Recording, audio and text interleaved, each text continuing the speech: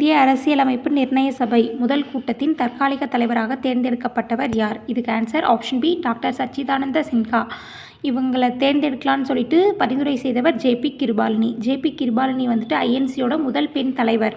Doctor சச்சிதானந்த சின்ஹா வந்துட்டு தற்காலிக தலைவராக டிசம்பர் 9, 1946 நாள் வந்து தேர்ந்தெடுக்கப்பட்டிருப்பாங்க. இந்த தற்காலிக தலைவரை தேர்ந்தெடுக்கிற முறை வந்து பிரெஞ்சு முறையிலிருந்து எடுக்கப்பட்டது. அதுக்கப்புறம் டிசம்பர் 10 அவர் இறந்திருப்பார். அதனால் டிசம்பர் 11 இரண்டாவது கூட்டத்தப்போ டாக்டர் ராஜேந்திர பிரசாத் நிரந்தர தலைவராக தேர்ந்தெடுக்கப்பட்டிருப்பார். Doctor B.R.. அம்பேத்கர் வந்துட்டு சட்ட வரைவு குழுவினுடைய தலைவர். சுதந்திர இந்தியாவின் முதல் சட்ட அமைச்சர். தற்கால மனு, அரசியலமைப்பு சிற்பி அப்படின்னு சொல்லிட்டு பல பேர்களால் அழைக்கப்படுறாரு.